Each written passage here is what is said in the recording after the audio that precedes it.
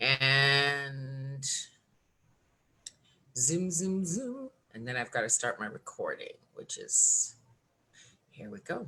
We're going live. And for somehow I'm in Facebook. Let's go. How are you? Good evening, Dr. Chavonne. Hello, Selena. How are you? I am doing wonderfully well. How are you? No complaints. I won't complain. Yes, we could complain about a lot of things. We could, but I just won't. Because that's what we're here to learn, right? We are here on this particular chat to learn about how not to do that and how to do things differently, right? Sure, of course, of course. So I want to start by, of course, first of all, welcoming you back for part two part one was so rudely interrupted, but it was very interestingly interrupted. So I'm going to want to pick up where we left off, because again, it might be a thing that we both chatted about that after. So thank you all for joining us on this late live. It'll be so fantastic. Please let us know any questions that you have. My name is Selena Pollard Scott, professional realtor in the GTA neighborhood. I have started to do these lives because I wanted to come into your home and bring you information that maybe you might want and you might be thinking about during this time where we are going through one of the most life-altering things that we may ever go through in our entire lives.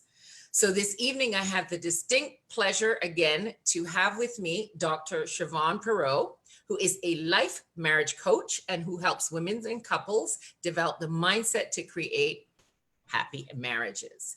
She believes that the quickest path to improving a marriage starts with assessing the ways that we as individuals can think differently, grow, and evolve as a way of strengthening our relationships rather than needing our spouses to change. Her clients not only learn how to do things differently, but how to be different in their marriages by redefining expectations, positioning themselves to receive what they want, and creating contentment in the here and now. So let me also say that Dr. Chavonne is actually from the US, but you know, in this time of Zoom, we can get our help from wherever it is that we feel a connection. So this is why I wanted to interview with her, because I think you guys will love her as much as I do. So let me tell you a little bit about her training. She's trained as a social science researcher. She received her doctorate from the Johns Hopkins Bloomberg School of Public Health and has focused her research on communication and intimate partnerships.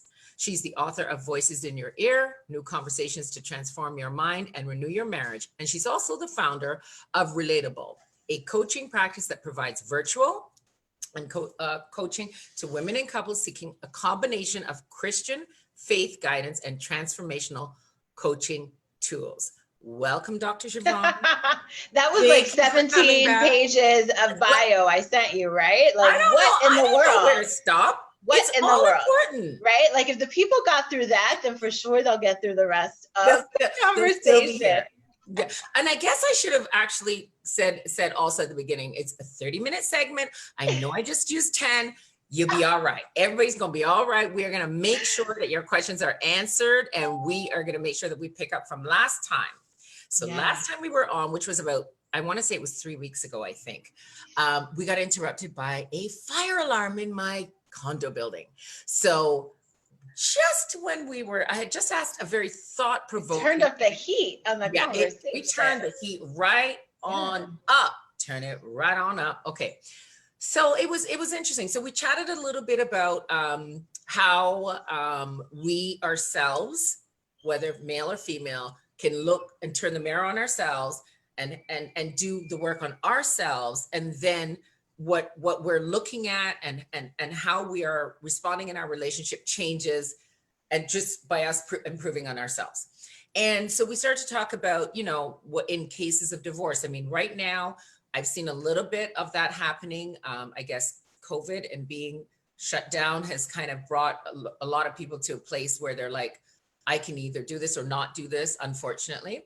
I know that one of the things that's on the rise is unfortunately abusive relationships, because again, for the lockdown factor, I know that a lot of those things, those call lines are much busier now. But so not to start as a Debbie Downer, because I'm going to pick it up and make it a little juicy, but I do want to touch on what we were starting to talk about. And we started to talk about, how do you know whether you're in an abusive relationship, and also if maybe your spouse may be narcissistic. And you began to explain that that people that think about, I don't know if you remember what you said, and I don't want to really phrase it and give it away, but something to the extent of, just look at the landscape of the whole relationship and kind of decide what you want for yourself. I'm so glad that's what I said, because that's exactly what I'm thinking now. So I'm congruent with myself, right? So here's what I want to say about that. I think a lot of times when people are in a relationship, they are very much looking for like a definition to hang their hat on to help them decide what to do, right? So I come across a lot of clients who are like, I think my spouse is narcissistic.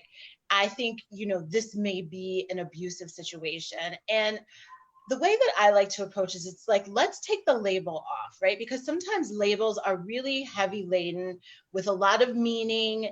And I think what's most important in any of those situations is, what is your experience? And so there's actually a difference between someone who has narcissistic traits versus narcissistic personality disorder. There's a difference in what abuse looks like in different contexts. And so I always try to get to, like, what is the problematic behavior or the problematic experience that you are having? Let's just look at that. Let's not sort of attach all these other things to it that other people have defined. Let's define it for you.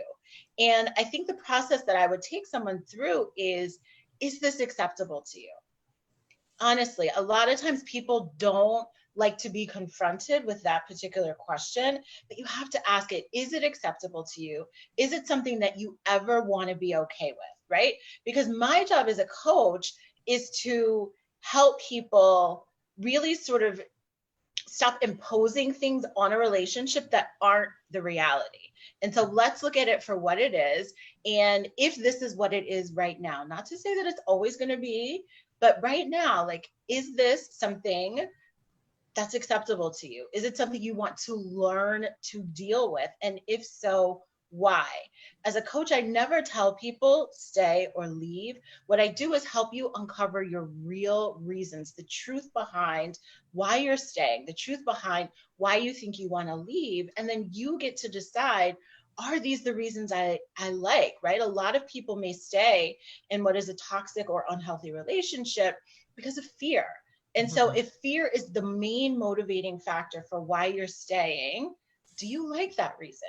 Does it align with how you want to be, how you want to live your life, and the experience that you want to have?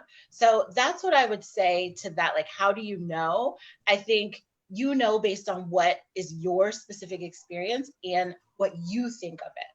So that is really powerful, because one of the things that I've actually been like Spirit's been talking to me lately about that very thing, about the very word fear, and how fear, I'm taking this in a different direction for a second, and how fear needs to be replaced with faith. But getting back to what you just said, I think that is so empowering. Like what you are saying and how your approach is very empowering to the individual, because I feel like then you're validating what their experience is as well, because everybody does have a totally different experience, and what is good for me may not be good for somebody else. And I think that's amazing. That's really fantastic, fantastic advice. On that note about leaving, I know you said that you don't tell people what they should do, which I think is great, because that's not your purpose, right? So what would you say if, and you just mentioned something about, do you like that reason, to people who are like, I have to stay for the kids? Mm-hmm. What does that translate to as we're speaking about around this topic right now?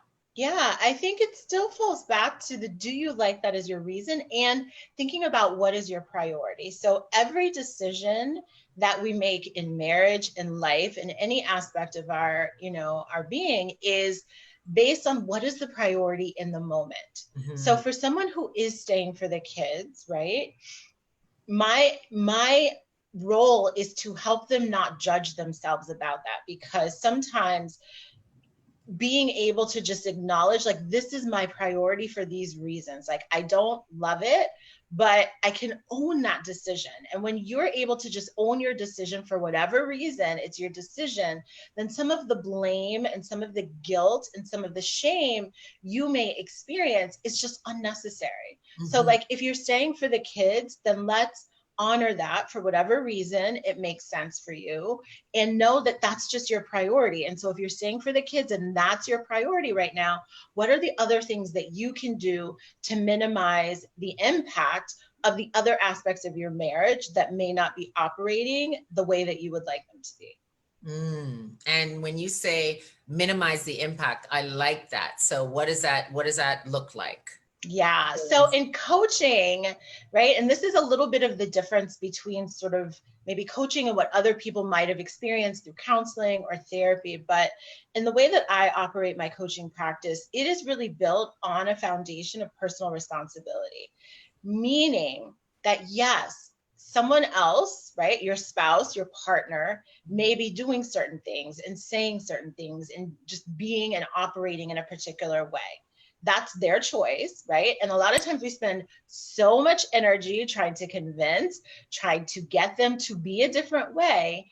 And if we would focus instead on, one, our response to them, how we feel both towards them and about ourselves. Because a lot of times what happens in a relationship is there's so much interconnectivity between what someone is doing and how we think we feel, and then how we respond. And so it's all this muddled thing of like, well, I'm feeling this way because, my partner did this, or I'm thinking this way because this is what I believe my partner is thinking, right? And so when you are able to sort of remove them from the equation, right? Even though people listening to this right now are sort of like, that's impossible. I'm like, that's not right. Like, we have 30 minutes, so I can only get so far in this 30 minutes. But let's just put a pause. Even if we put a pause, we don't remove them, but just pause, right?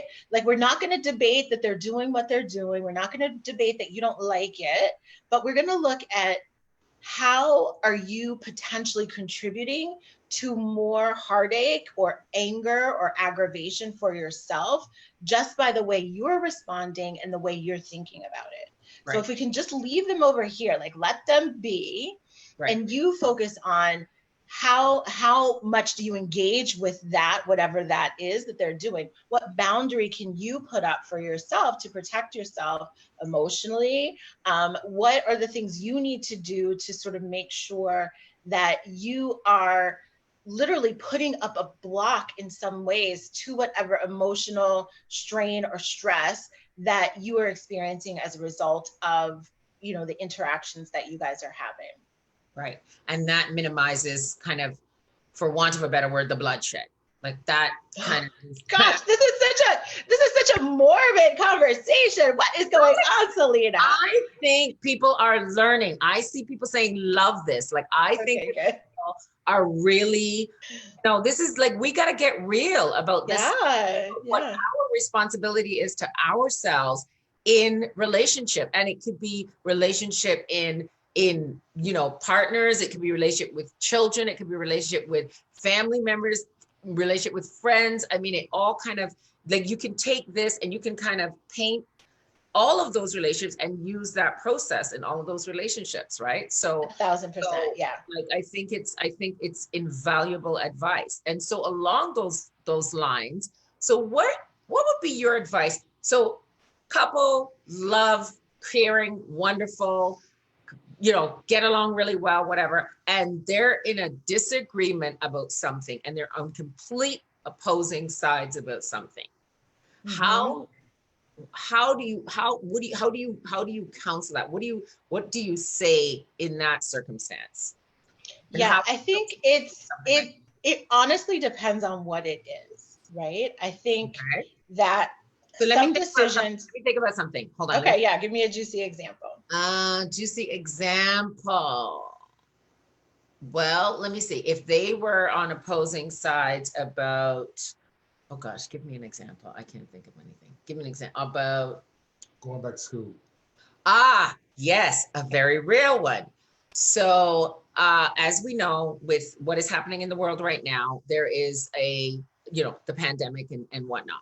And school is slated to start back. I know in the US it starts back before it does in Canada. We start back just after Labor Day.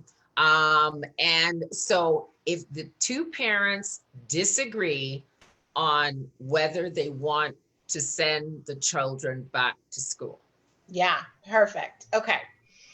So remember I mentioned this foundation of personal responsibility. And I know, like, thinking about that decision, it's like, this is not a personal responsibility decision.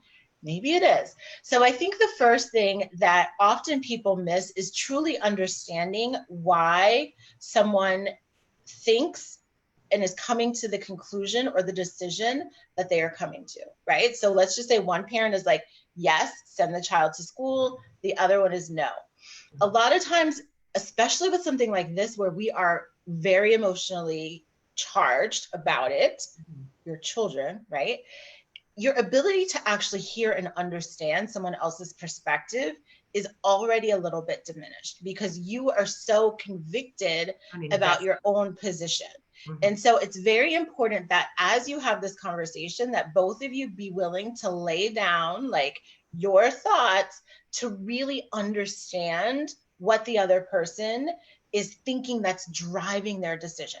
So when you understand the root cause, like you understand the concern or you understand the fear or the worry or the principle that they believe is at play, then that's what you address, right? It's sort of like, if the problem is one person wants to send the child to school because they really want the child to socialize, right? Then for the parent who wants the child to stay home, it becomes, how can we meet this desire to have the child socialize in a different way, right? That's what the conversation becomes about, as opposed to like, no, they're going to school, no, they're staying home. But a lot of times, because people aren't always equipped with like the finer details of listening to really hear what is underneath their opinion, right? Like what literally are all the thoughts that are underneath their opinion, and how do we address that as opposed to this thing that we feel like we're on opposite sides of the table about? Because the truth of the matter is, when it comes to your children, as parents, you guys are actually on the same team. You both want what is best for the child. Your approach may be completely different in, implementing that.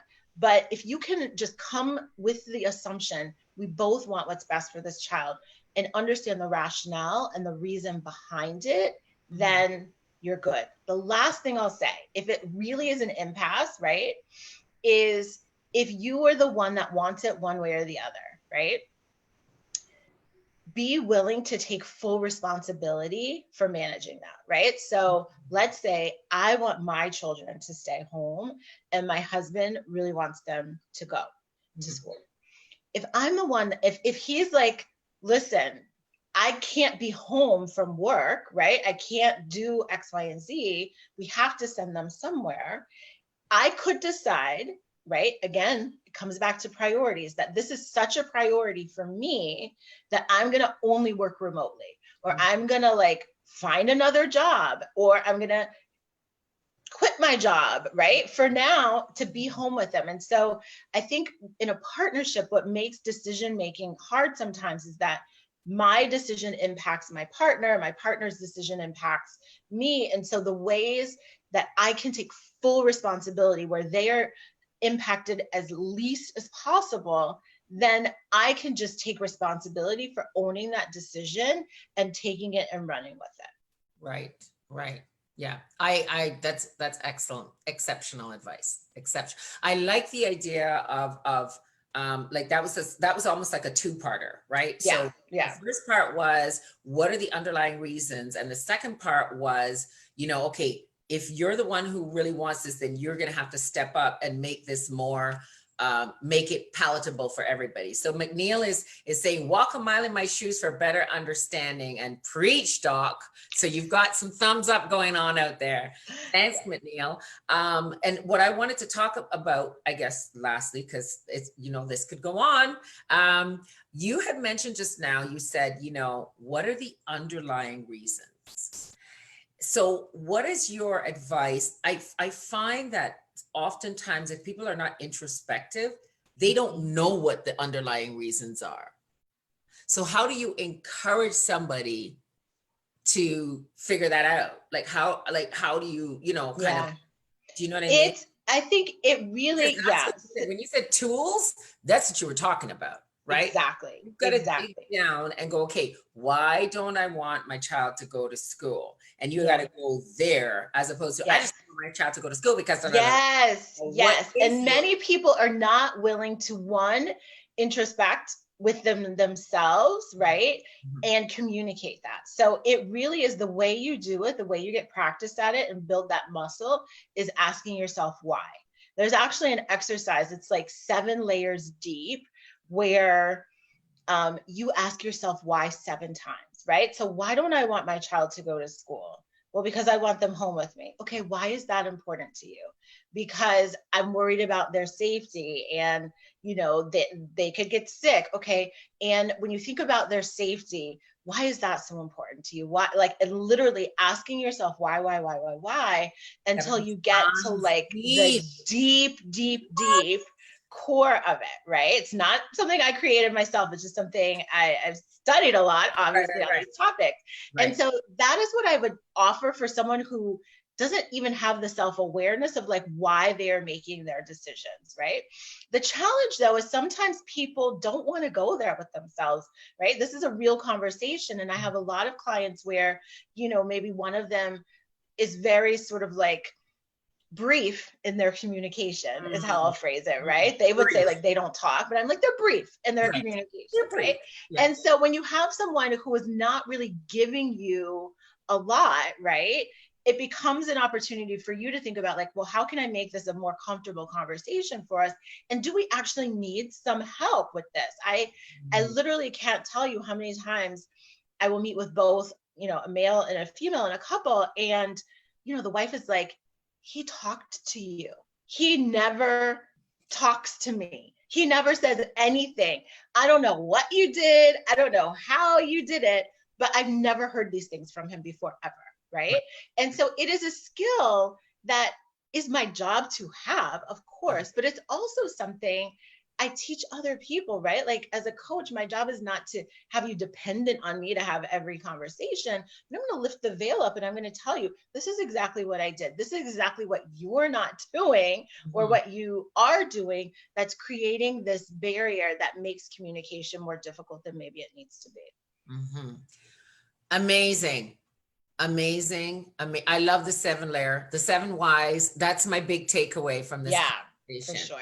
And I feel like this is a really great place to end, because this, folks, is exactly why you need to get in touch with this amazing, incredible, all around woman, mother, coach, author, who will help you just forget the other person, right? It's about you, and it's about getting to be a better you. And whether that means remaining in relationship or not, because it doesn't have to look the same way it looked, right? It doesn't have to be okay, well, I'm here because I want my marriage. It doesn't, obviously that everybody wants that to be the end game, but sometimes it may not be. Sometimes somebody's evolving more than the other, or whatever the case may be. But Dr. Chavonne is the real deal, folks. drchavonne.com. It is in the Facebook Live comment.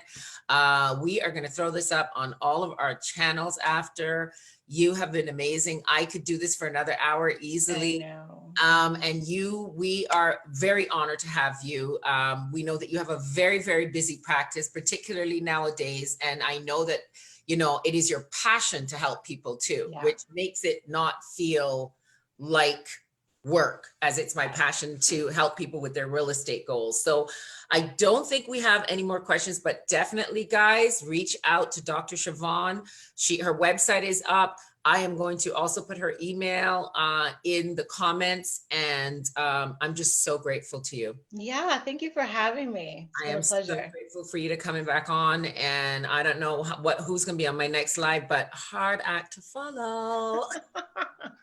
So glad to be here. Thank you all for watching. Thank you all for watching very, very much, and let us know how we did. And thank you again, and you have a glorious evening. Be well and stay safe. You too, Selena. You too. Thank you, my dear. Be well. Ciao, Bye-bye. ciao. Bye.